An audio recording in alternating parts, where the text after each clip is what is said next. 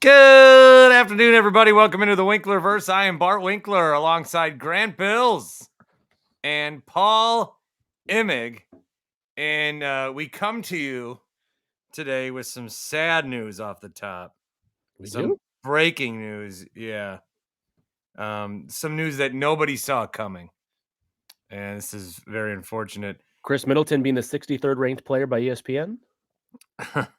Now, even worse. Oh boy.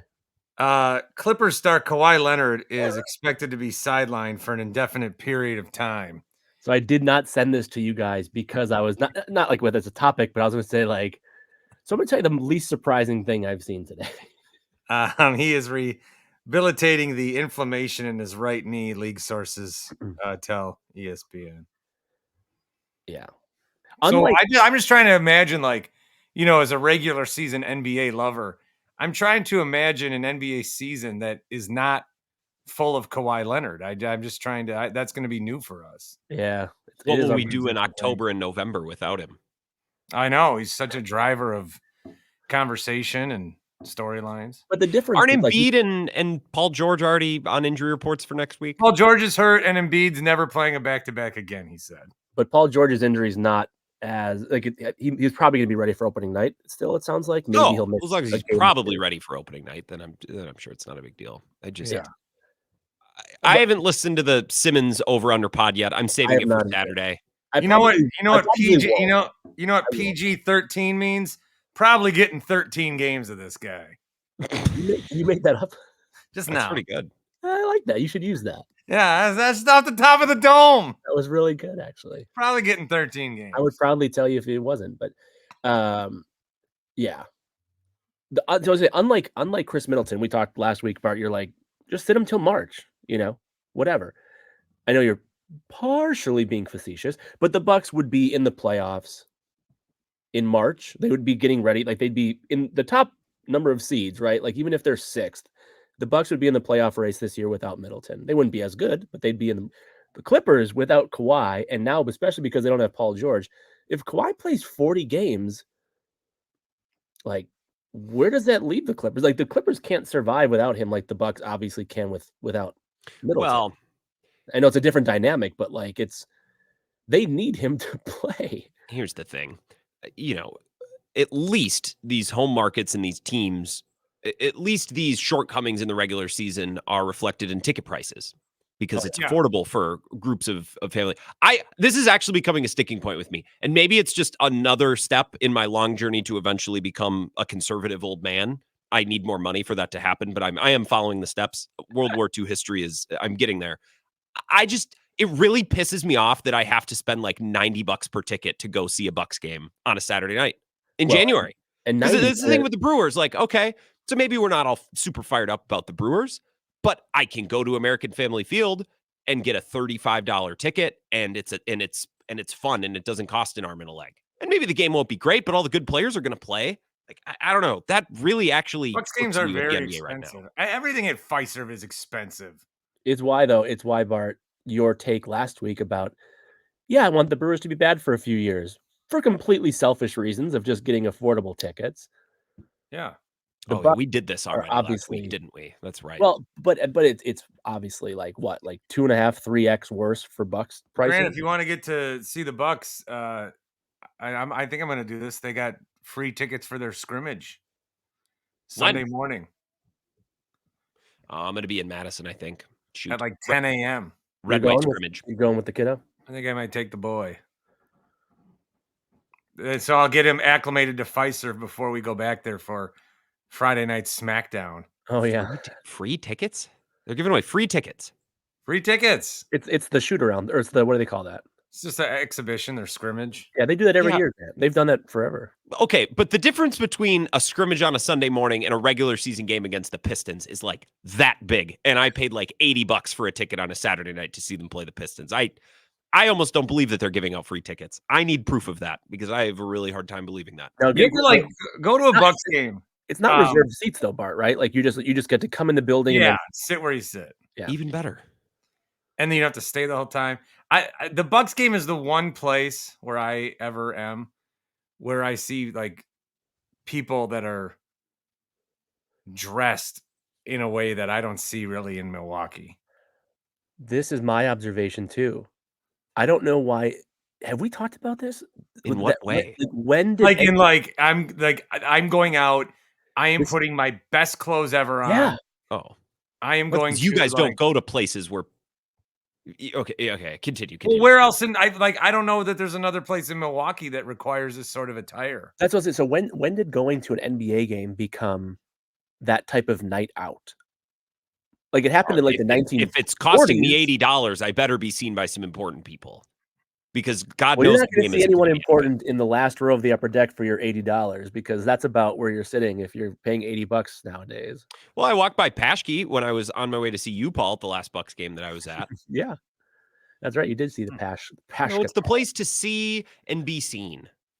What do you want people to wear? At least it's not like a Brewer game where people have jeans with holes in it and some shitty camo t-shirt. No, are you kidding? Wait, you would rather people be dressed up to go to a sporting event than just dressed with their holy jeans? Not wearing sweatpants is not getting dressed up. That's not what that is.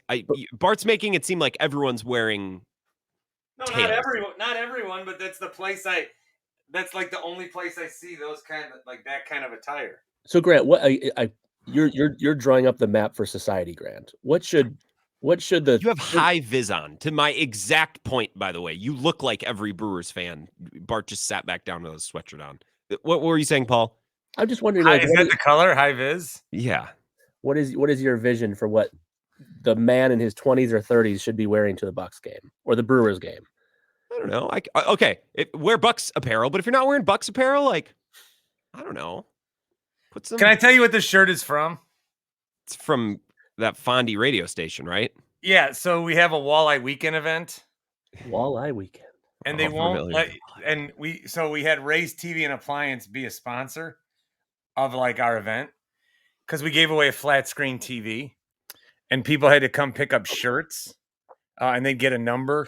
So basically for weeks, people would come pick up shirts, and then at Walleye Weekend, because you can't advertise. We couldn't put a Ray's TV and Appliance sign up at Walleye Weekend because they'd kick it out. So we had these shirts, and we had hundreds of people walking around Walleye Weekend in these shirts with our logo on it and getting raised some love. And then we gave away a flat screen TV where we did the thing where then we gathered everybody up, all the qualifiers, and they take a remote and try to turn on the TV. And if it turned on, real 1980s kind of. It's kind of fun. I remember this one time there was one of the stations in the 90s did it was in the Forest Mall in Fond du Lac, God bless it and rest its soul, because it was taken down. But you would have your hand on a car, or maybe it was at the dealership, but people had their hand on a car, and the last one to take it off won the car. And we got away from doing that kind of shit. Did they as a country? Yeah, that's what you're missing out on. Yeah, Grant. Well, nowadays there's no value in that part. You're not collecting an email address. You're not collecting any personal information. True. You're getting people to stand out in a parking lot, which is fun, I guess. But it's like IP. Did you guys see that there's a movie at Sony in the works based on the Viewfinder toy? Yeah. I did not see that. It's all about IP. How can we do something, but then also continue to milk that cow for years? I thought the bottom of the barrel that you could get by using IP to make media was when the Battleship movie came out. I mean, a movie. No one watched it, but Battleship, the movie. Who was in that? Was Rihanna in that or something? Well, I don't know. Maybe it was the one guy from Friday Night Lights, the TV show. Kyle Chandler? No, the kid, the quarterback. Not. Oh.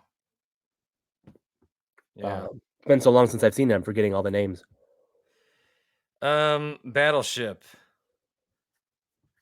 Alexander Skarsgård was in it. Oh. Is he it? Or Brooklyn Decker? He's the brother of Bill Skarsgård. Oh, you're thinking of Taylor Kitsch. Taylor Kitsch. Brooklyn Decker was in Battleship movie? Knock me over with a feather. Rihanna was in it. Good for me. Good for you. Good for me. You've got pretty good for 13 games, and you've got Rihanna was in Battleship. Good for me. So it came out in 2012? Oh, well. You were the perfect age to have gone to see Battleship in the theater. You're the reason that movie failed. Dude, I played GameCube when I was a kid. Do you think my friends and I were cracking Kool-Aids playing board games when we were little? If you didn't play Battleship, your childhood was shit. No. If your mood is shit, or if your sleep is shit, or What a if your if your relaxation is shit, or if your pronunciation of the word relaxation is shit, as I just did, please check out my friends at Happy Place Hemp. The promo code is BART, 25% off each and every order. 25% off every order. Must I get that through your head? Not the first order, not your first 2 orders. And I do love when you guys send me the screenshot of your order again. It's great to see you actively using the products, the CBD CBN ones. I have in my car. Oh my God, I have a great car story for you guys. I have in my car, and I pop one halfway on the way home. And then by the time I get home, I lay in bed for 10 minutes and then Barty bye-bye. And it works pretty good. Also, the THC gummies, the CBD gummies, just specifically the ones that help you maybe stay alert or otherwise. The seltzers are great. It's just check it out. HappyPlaceHemp.com is the website. You can check it out. They're located in Muskego, and you can knock yourself out with the 25% off code. So my road rage has been bad. I've spoken with you guys on this, and I was in the car. Did I tell you? I told you guys I did the crotch chop, right? Ah, Jesus. Yeah, I didn't tell you my DX crotch chop. I know that you. I don't remember if you telling me or I just heard it on your other show, but I told Carlos. I was crossing the street, and the crossing guard was all out of sorts. It led to a situation where a car was coming and was going to like run me over. And I looked at it, and my reaction was I did a crotch chop to it with my wife by my side. And the thing about that was I don't know where that came from. That's not a normal Bart reaction, the crotch chop. So yesterday, and I was trying to tell Carlos this in the most easy to say on the radio way, but I was with my mother-in-law and my son driving home from swimming. Uh-oh. And Bayshore parking lot is a fucking nightmare. Yes. That place, cars shouldn't be allowed. You should have to get out and walk. I'm so sick of these tiny like cities within the suburb because people don't want to live in the city kind of places. You know what I mean? There's one in Brookfield, like, come on, guys. Just live in Milwaukee. But I had enough room, and the guy keeps barreling at me, and I look at him like this, and he gets all mad. And his face, I didn't like his face either. And I yelled to him, "Eat my effing pee." A anatomy part I don't have. I said, "Eat my fucking pee." Why? That was what came out of my mouth. Even women just say "suck my dick." Like, yeah, right. and in front of my mother-in-law and your son. Was your priest there as well? Anyone else along with you to hear you say this? And she's just like, and I'm like, I mean, I don't, because like it's not normally a phrase I say. Like if I said "suck my dick," that would be one thing. Sure. But I feel "eat my pee." I find it fascinating that I said the word. I find it fascinating know why I'm that editing myself. I get why you would edit it on the national radio, but you were okay with saying it with your kid around. You did it with your mother-in-law and your 5-year-old, but you're like, you know what? It was funny on the show because I was just bitching about how somebody got mad at me for saying Jaguars again. Mm-hmm. And then I told Carlos, I said this story. I go, so yeah, if no one still gets it, I wildly mispronounced the word Jaguar. So cat. I heard a part of this actually. Then Bart, I didn't hear the thing about that, but I almost clipped it for you, and I was going to save it for you for now, for when we talked about this. What I want to do is I want to show you the word on the screen and ask you to pronounce it, because this is like there's no other way I can piss you off in life more than like telling you about these things, because you get very like the Jaguars thing and the Falcons thing. Last night you said a mispronunciation.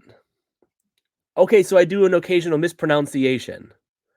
It's mispronunciation.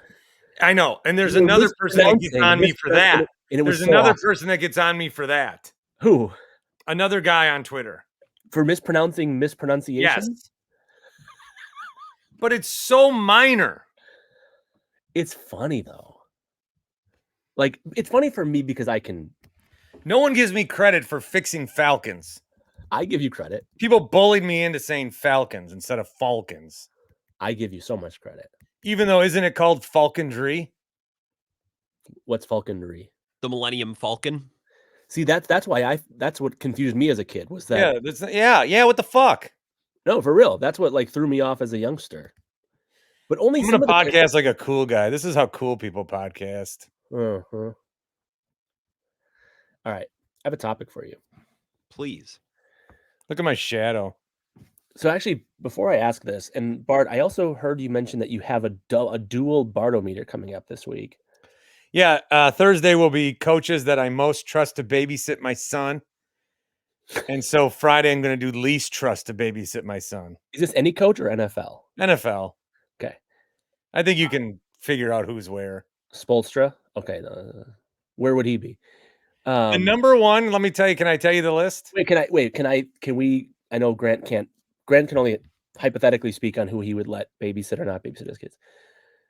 Mike McCarthy would be pretty high on those I would allow. Did I put him on? Andy Reid. McCarthy is just, I would trust Andy. No, actually, I don't really want to come. Oh, Andy Reid, I think I put on. I mean, are you sure? McCarthy's not on my list. He should be. He's a jolly, friendly guy. He might yell at if he takes your kid to the basketball game while you're gone. He might disparage the referee. Can I give you my list? I'm trying to think who should be number one.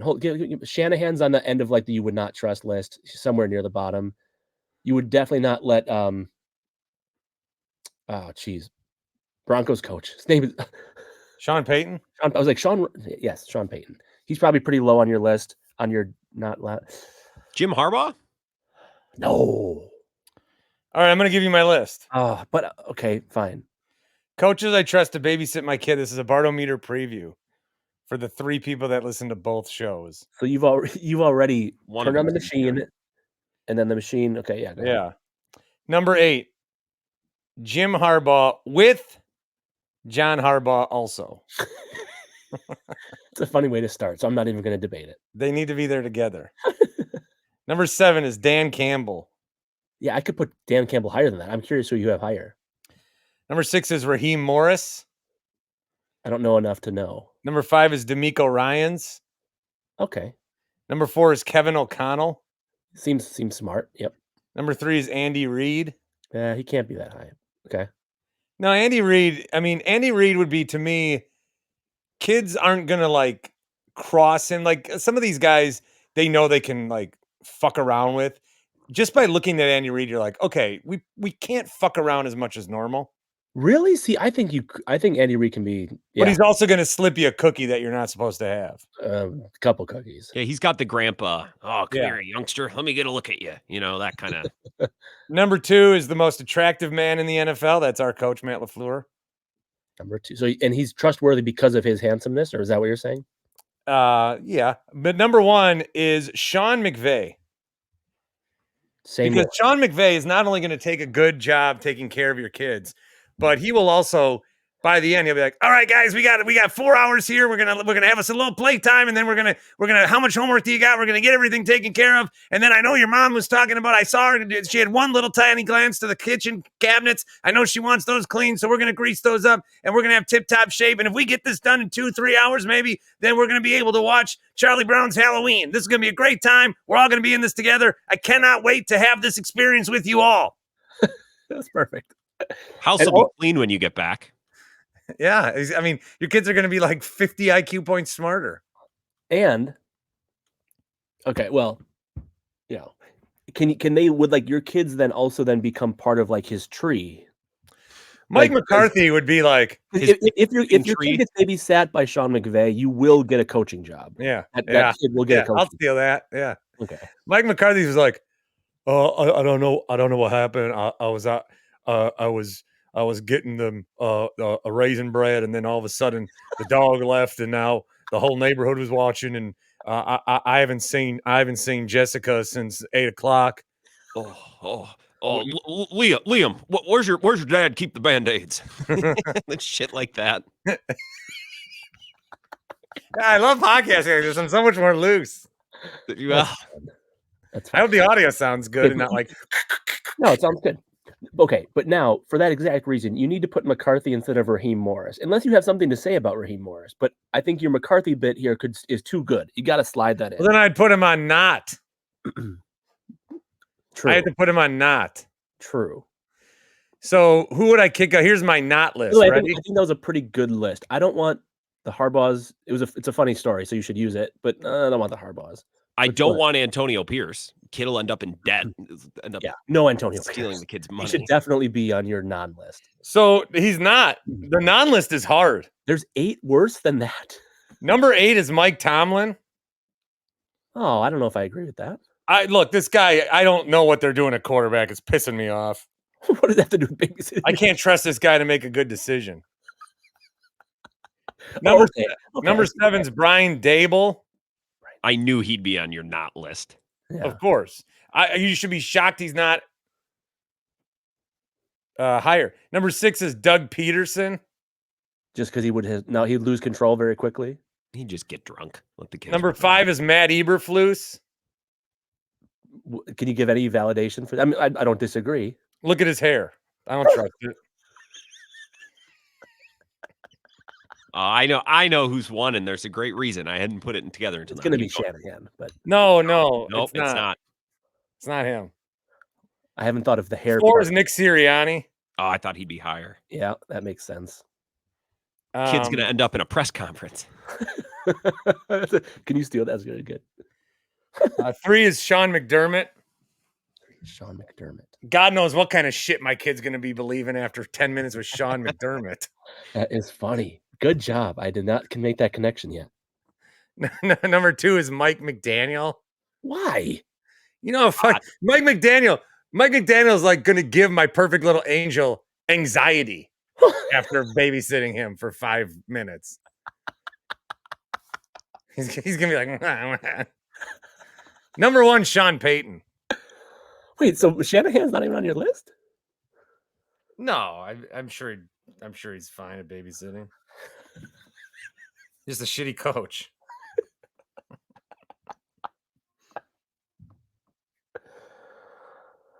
Oh, that's a good segment. I look forward to hearing that on the radio. That's really well done. You bar to meter Thursday nights, right? You do that tonight? I'll let you finish whatever you're doing, and then we can continue the podcast. Oh, I got a weird email from somebody. Nice. Oh. Okay. Paul, good. Thank you for that. By the way, I don't know who you're going to slide. Maybe McCarthy could be honorable mention on the non-babysit list because you have to throw in some of the McCarthy. Yeah, I'll take off. There's someone you don't take off, I'll take off Tomlin. I liked what, you know what though? I was totally not sold on Tomlin until at the end you said, can't trust him to make a good fucking decision. Yeah. Maybe Sean Payton shouldn't be on there then. Your kid under Mike Tomlin would be. And he's my number. Sean Payton's my number 1, but there's not anything really funny I can say. Yeah, maybe get him out of there. The only thing I would say for Tomlin is if Tomlin babysat your kid in your case, your kid would be perfectly average. Like the 500 version of a child. Yeah, a 9 and 8 kid, whatever that looks like. You'd have a very slightly above 500 kid. That's funny. Oh, that's good. Do you have a topic, Paul? I do. And I think this was actually a nice segue because the Bartometer I was thinking of when I thought of the way I was considering this is the best quarterback coach combo in the NFL right now. And I was thinking about it in the sense of, and I'm pretty sure Bart would be definitively one way on this because of his personal vendettas. But I was thinking which coach quarterback combo would you trade Jordan Love and Matt LaFleur for? Is there any quarterback coach combo? Yes, you get both. You lose LaFleur and Love, you get coach and quarterback from another team. And I know you hate Shanahan, but I wonder what % of NFL fans would trade Love and LaFleur for Purdy and Shanahan. Wow, that's a good question. I think it would be pretty close to. I think I know what the chorus in this room would say, but I bet that'd be pretty close to 50. What percent of NFL fans would rather have Purdy and Shanahan than LaFleur and Love? Yeah, I'd say 70 would rather have the Niners combo. See, I think you're probably right, and I think that's high. It should be. They're wrong. Would you trade Love for Purdy? No, do not consider contract. I don't know how many quarterbacks I'd trade Love for. Okay. Is it close with Purdy? Is it even like, are they within like 2 slots of each other? No. LaFleur and Shanahan, you could choose right now. Is it even close? I'd rather have LaFleur. What do you think your audience would say? Your national audience, your non-Wisconsin fan? 70-30. Will you ask that at some point? I'm just very curious.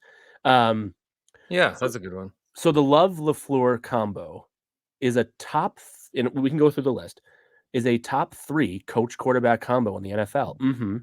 Or I'll give you some possibilities. The Bills, you get Josh Allen. So even if the coach is like, you still get Josh Allen. Who would be some other? So Harbaugh with Lamar is probably a good one. No, no interest. Stroud with D'Amico is probably a pretty good one. Obviously, Mahomes and Reed. I'm going down the list. Mahomes and Reed. Oh, okay. Sorry. You can chime in if you want. No. I chimed. Campbell and Goff? No. I mean, I don't know. I would say no. Purdy and Shanahan. I mean, is there anyone I haven't said that should even be under consideration here? Stafford and McVay. If Stafford could stay healthy, maybe, but that's the biggest concern out of that pairing. Okay. I guess they should at least be considered. Yeah. So, I mean, let's look through the list, but I was starting to think, like, in my opinion, and I know you guys know that I strongly value coaching in professional sports, not as much in baseball, but certainly NFL and NBA. And I just thought this past weekend, I think the Packers have a top 5 quarterback coach combo. And I consider coach to be, so I know we've done this exercise before in different ways, but if I was starting a franchise, I get an NFL team and everyone's available. The whole league's available. Obviously, first you got to get a quarterback. I'm taking a coach really, really, really, really, really high. Like, you can have premier edge rusher, or you can have great NFL coach. You can have great NFL head coach, or you can have elite cornerback. I don't know. You can have elite left tackle, or you can have a great head coach.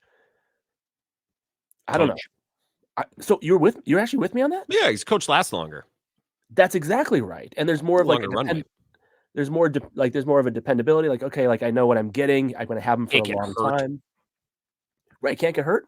And the availability.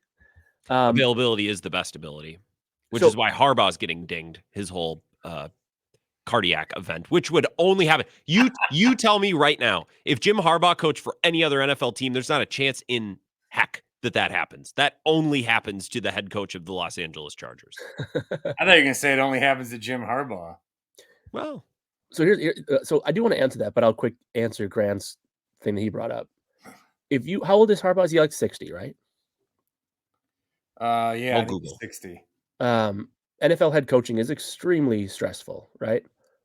And Bart, you've talked about this in the sense of like, why does Skip Bayless not just go away? Why not just go?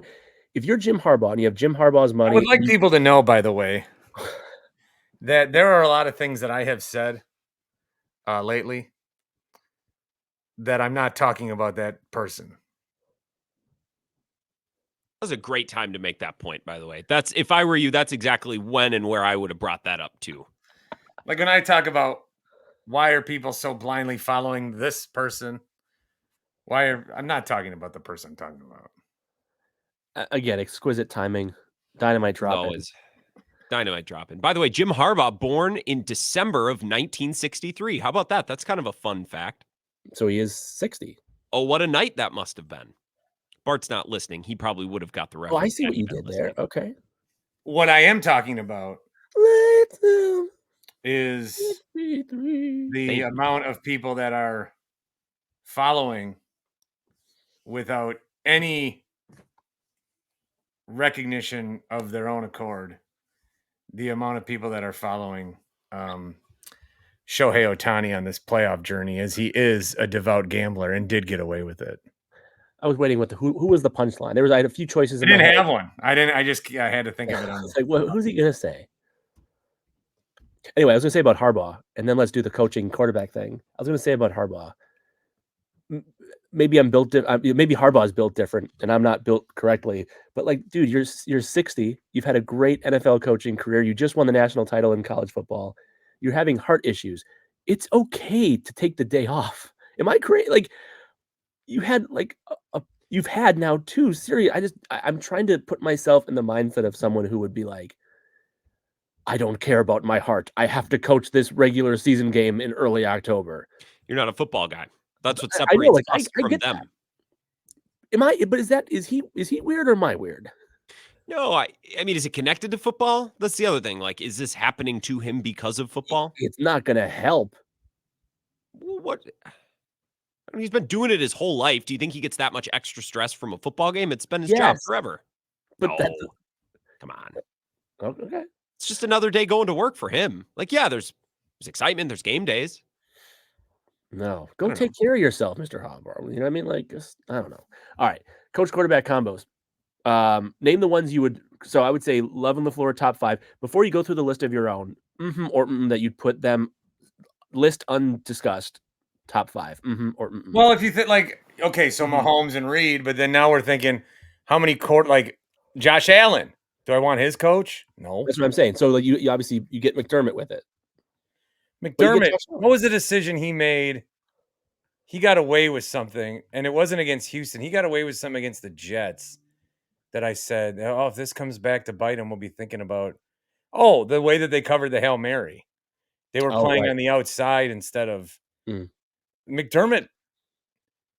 Like, sometimes something bad happens to a team, and you're like, God, how did that happen? But with the Bills, it's always like, oh, that's fucking McDermott's fault.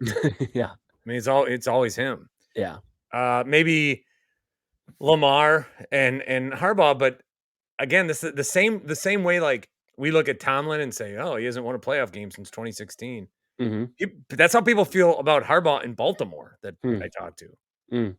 Like they're like, "Okay, guy, let's figure this out." You know, the stat on Ryan Day at Ohio State where he's 61-8, but he's 1-7 against top 5 teams. It's like you're good, but you can't do the thing that we need you to do. You can do the thing that we want you to do, but you can't do this. So what other quarterbacks are there? I mean, obviously Trevor Lawrence and Doug Peterson are aces. Definitely. What about contract DeMeco? Count? What about contract also sucks. What about DeMeco Ryans and CJ Stroud? I'd still rather have Love and LaFleur. I would too. I don't know if that's local bias, but I would too. Love, I think. I don't know. Love. I don't. Something. There's something. There's something that blocks people from thinking about Love the way they think about Stroud. It's the rookie success. I mean, you had to wait for Love to be good, and then you kind of didn't see him be that good right away. Whereas Stroud, no one thought he was going to be good because of his test score on that one IQ thing. When he chucks it up like that, and he's like Farvey. All right, go ahead. Well, no, this is not as much of an interruption. This is a conversation, but I did interrupt you, but it's not with something stupid. And I apologize, I guess. It was more just because I was being self-deprecating and you didn't catch on to it, but go ahead. I said no one thought Stroud was going to be good because it was like, oh yeah, he took a test. Paul. Oh, okay, go ahead. A special report, a test that no one has still ever seen. CJ Stroud did bad at. Oh, I won't draft him. Oh, by the way, I never get tweets, right? Because I don't tweet. I had a notification come up on my phone the other day, so I opened it, and it was some guy who went and found something from like a year and a half ago that we talked about Stroud. He's like, "You fucking idiot! Stroud's great." I'm like, "Wow, okay, cool, man." You don't tweet, Paul, but you are quite online from the way our interactions go. You have a watchful eye over every inch of the online world. You Thank just don't you. interact with it. I'm at 3 months without tweeting, minus a break where the Brewers pissed me off because they got bounced. Are you like Yeah, back that was a run that you went on there for a day or two. Well, that was my goodbye.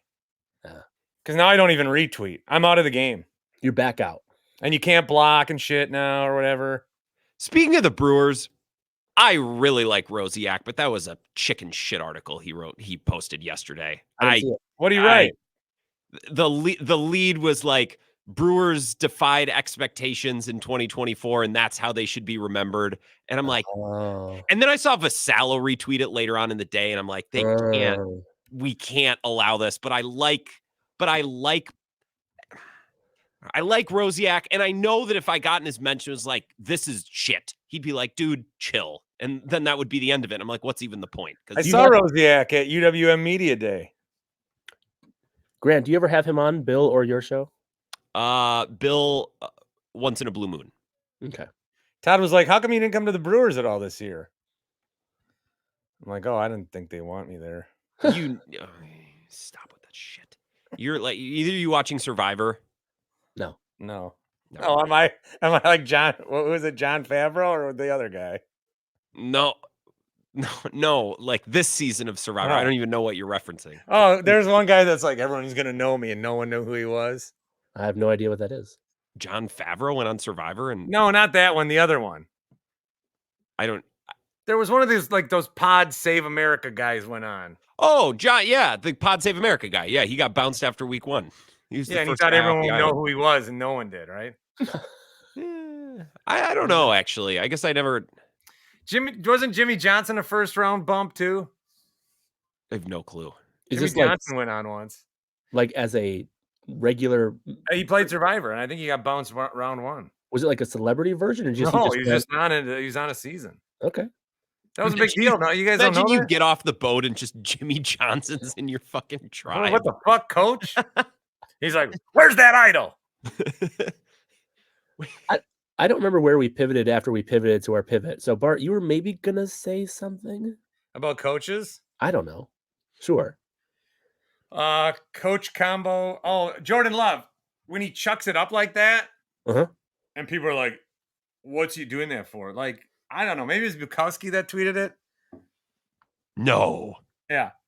But if you're going to chuck it up like that, I think I'm more at the point where Jordan Love knows what he's doing rather than he's just that fucking lucky. So Pete is anti-Love just throwing it up? Or what are we saying? No, Pete's saying like, well, if you practice lucky, then you get lucky. Can one practice luck? Thing to tweet. Like that throw over the middle to Watson last week. Like there was discourse about that. Why is there so much goddamn discourse about all of these throws? Like it's Love annoying. We are in the dissect every throw he makes business. It's bonkers. Really? Well, and look, like not every throw he makes. I'm not going to sit here and defend every throw. Why are we talking about every individual throw he makes? Like that deep ball against the Rams. That could have ended with all of us going collectively, risky throw, but what a ball. Worked out. We could have moved on after that, and that would have been enough. And what's with years of being told like Aaron Rodgers is the greatest teammate, and then just taking a shovel to Mike Williams and throwing that guy? Like, what did Mike Williams do? Mike Williams must have said something to him about, hey, how is Egypt, you fucker, or something. Because this is unbelievable. I like that. It was obviously the next day was Devontae Adams, but then also later that day was like Mike Williams was not at practice for personal reasons. Like, yeah, he's still not back. He's still not back. Of course not. His foot, his like entire leg just got ran over by the bus that Rodgers threw him under. And these guys cameoing on each other's hits like they're SNL celebrities. Like, come on. Hey, guess what? I'm behind him. Oh, geez, you spend every moment together. You guys have such a good relationship. Who made the eggs this morning? My Lord. And again, just with Rodgers, just leave it. Never mind. Dude, I had a Jets guy on this week. Who? Some guy that writes like a news, like the Packer Report version of the Jets. Who is it? Don't ask me these people's names who I talk to. I don't fucking know. I didn't book them. All right, fine. All right. But he's like, I love this microphone hold. It's so elite. On the Dan Schani YouTube. But he's like, God, the thing about Aaron Rodgers is we used to have these quarterbacks, you watch him, you cover the game, but with Rodgers, you have to cover this guy like every day of the week. And I said, I told you guys. Yeah, it's a full-time job. There's always something. I'm looking forward to, and then we'll go back to Paul. I'm looking forward to this offseason when we don't know if he's going to be back or not. And that's going to be a whole thing. That's good. And it's going to be electric. It's going to be really, really entertaining. Anywho. Paul, I think they're definitely top 5. Mahomes and Reed are the only two that I can confidently say, give me that. I think you could make a case for others, but Mahomes and Reed. Well, Love's better than a lot of quarterbacks, and LaFleur's better than a lot of coaches. Yeah, it shouldn't be. But what I want to know is, I do want to know what, national people, even just fans, nationalists. Sure. Are we too close? Are we too close? No, it's not that we're too close. It's the same reason, one of Bill's lines that I always like, and I say, is Sean Payton is Mike McCarthy with better PR. Yeah. Yep. And I think the 49ers have great PR. Like Brock Purdy. Yeah. The hype machine around Brock Purdy, Jordan Love never got that kind of treatment. And Kyle Shanahan gets more of the respect than Matt LaFleur. Now, then again, Shanahan always beats LaFleur's bitch ass into the ground. Is McConnell good enough, and is Darnold close enough that the Darnold? No. Darnold is not good. You're going with Darnold. Is he your new Purdy that it's gonna take you a full? Darnold's playing really well, but is not good. The underlying he's above average. We're now to the point where we have the peripheral stats can actually be legit, like the turnover worthy plays out of a clean pocket and stuff like that on Darnold is a lot of his. I had an analyst on last night who I asked, what can we expect to what should we watch with the Vikings coming out of the bye? And he said EPA or positive, let's just say positive offensive things coming from huge explosive plays. Because that's where Sam Darnold has made a lot of his hay this year is just, Jefferson's down there. Let me heave it up. In that Jets game too, they called everything a PI. It's like Trey Young was out there running routes. Justin Jefferson got touched and it's 60 yards on a pass interference play. So that kind of stuff. But I think the bones of Darnold in that offense are good. Bart, to your point, there are better quarterbacks than Jordan Love. I just don't really love any of those coaches. And then there are better coaches than Matt LaFleur, but then I don't love those quarterbacks as much. Yeah. Okay, so I really want this to be something that we have 12 people just debating because this is fun. We're 12 angry men. So just react to what you were you don't have a list. You've not built your own list. I just want to know top of your mind, where would you put the following? Jaden Daniels and Dan Quinn. 10th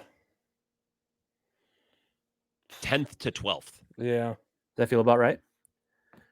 Campbell and Goff. 8th or 9th. Yeah, I don't even know what we're ranking against. I'm just ballparking them. Yeah, it's like those blind reveals where maybe even more though. Maybe more on that. Higher. Yeah. Okay. Let's do Shanahan Purdy. 6. I'd take Campbell and Goff. I think I would too. This was why I kind of thought maybe they should be higher because I would have. No, because I need Ben Johnson with Goff. Well, and maybe with Campbell. Actually, that's a really good point. But I do think the Lions lose the Campbell Goff pairing loses 5 slots without Ben Johnson. So that's and this is the other weird thing when we're evaluating coaches. Dan Campbell should get credit for keeping because I was a holdover from the Patricia era. He gets credit for that. He gets credit for promoting him.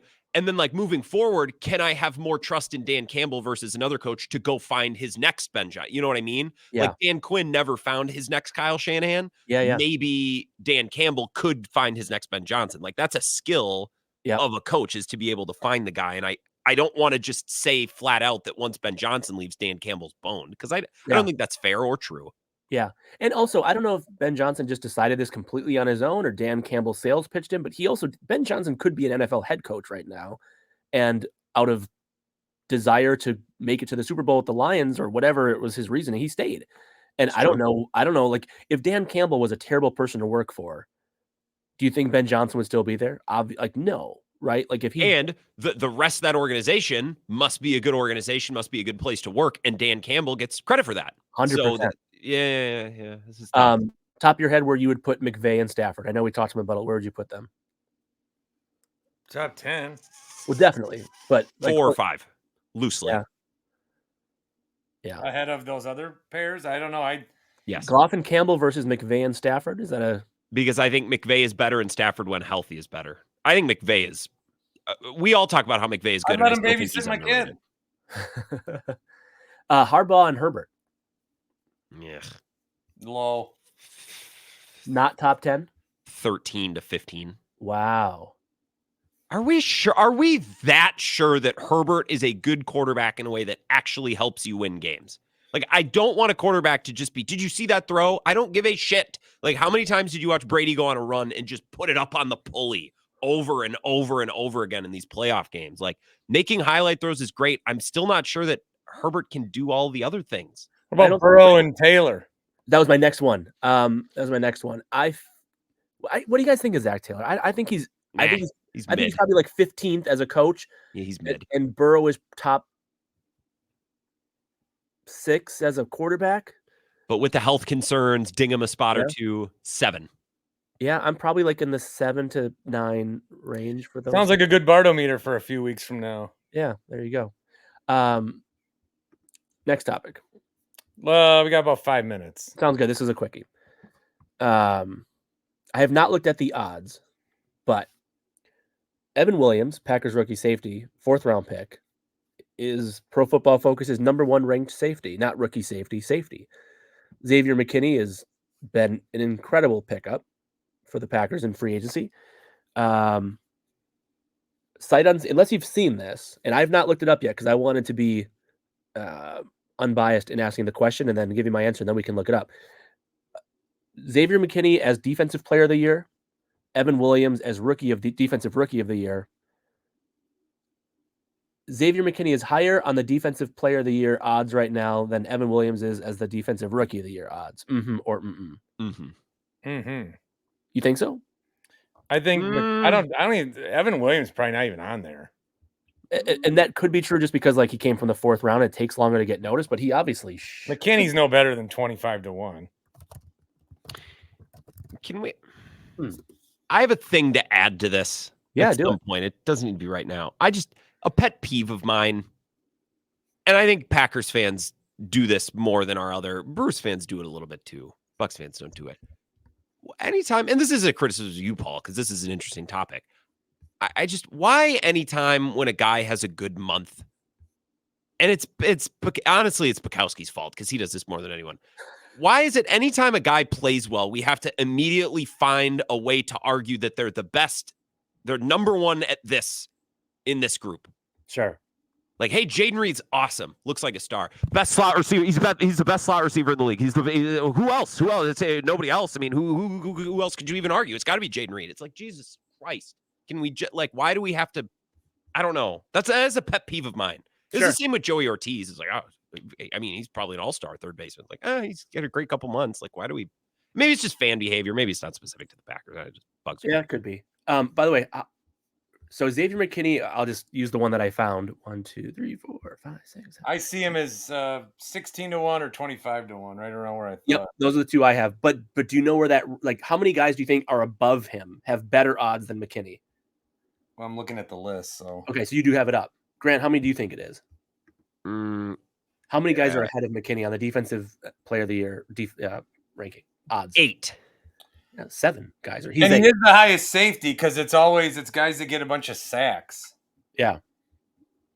TJ Watts, dirty ass, Max Crosby, future Lion. That would be cool. I hope that happens. Just as an Who else is on there? TJ Watt, not Miles Garrett. TJ Watt, Crosby, Will Anderson, Fred Warner, Chris Jones, Dexter Lawrence, Nick Bosa, McKinney. That's fair. That's reasonable. Miles Garrett right after that. So McKinney 8, Surtain 9, Miles Garrett 10. Rookie of the Year odds, if that exists yet, yeah. Yeah. Evan Williams. Is not even on here, bro. Nobody know who he is. Yeah. Jared Verse, Latu, Quinion Mitchell, Dallas Turner. No, wait. I have him up. I have Evan Williams 7th. Oh, are you at evanwilliams.net? No, but I'm looking at it's like a compilation of DraftKings and FanDuel and all these other ones. He's got plus 4,000. Do you guys think the Mets will come back? No. I do. You're just saying that entirely because of the historical. Well, now I finally put money on them. Now they're not going to fucking go to the World Series. Jesus. Oh, you did put real money on it? $20. What was like back when they beat the Brewers? You did that? Yeah, so I put him 6-1 at $10 to go to the World Series and 15-1 to win. $10 each. Okay. Some stakes. I hit 12 of my 14 NFL picks this last week against the spread on Bill's show. ATS. Yeah. Ooh, those are Horvat numbers. I know. Okay, there were 3 of them that came within a half point from the Thursday lines.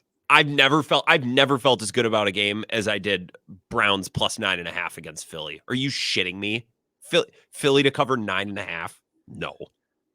No. All right, my last question for you guys. Al Michaels. Giants are beating them this weekend, by the way. What's up, Paul? Al Michaels is looking forward to tonight's game. Or mm-mm.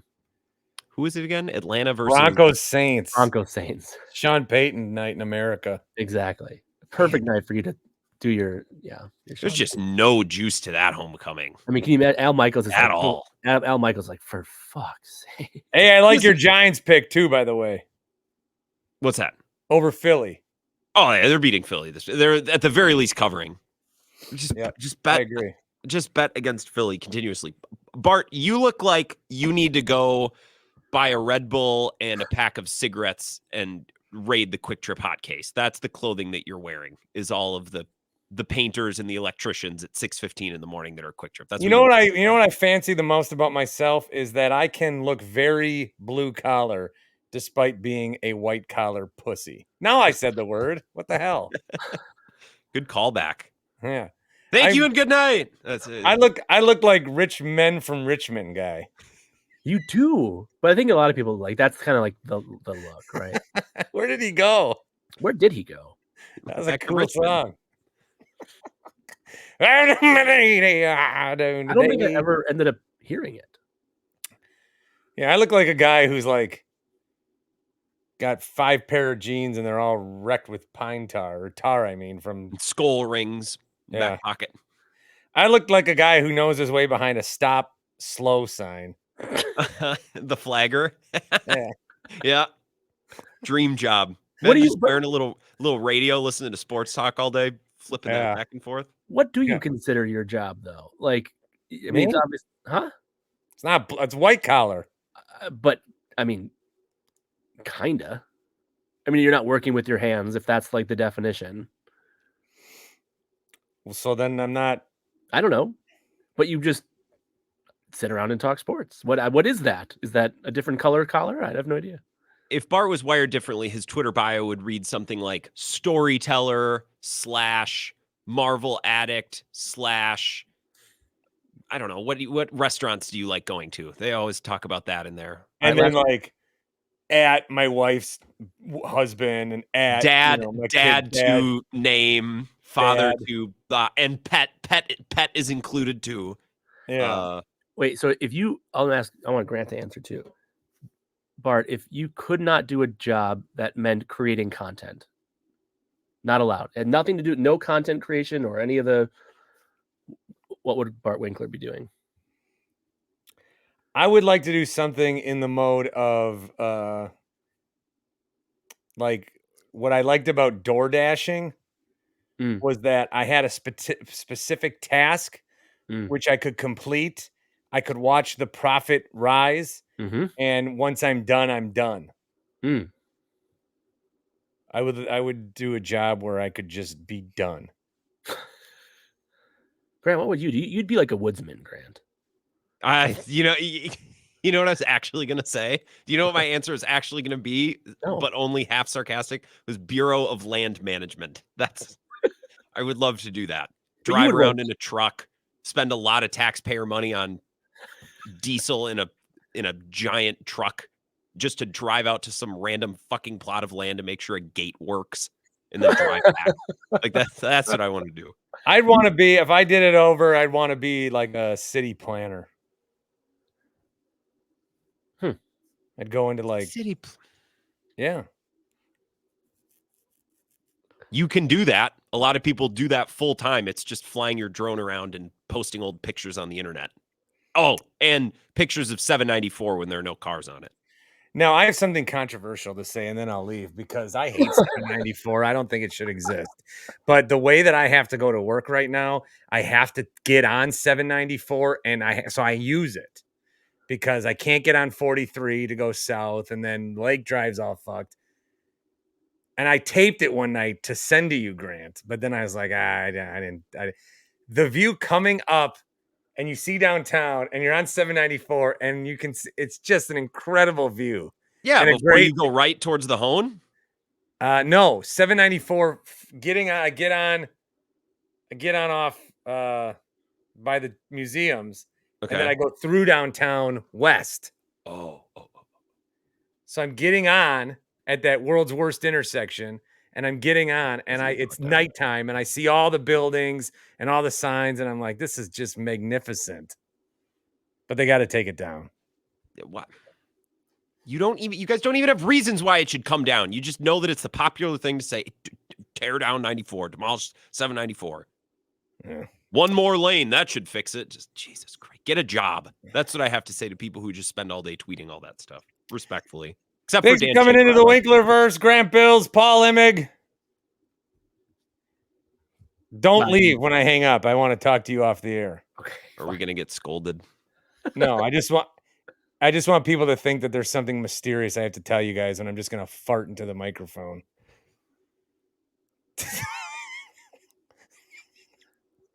Did I take a gummy?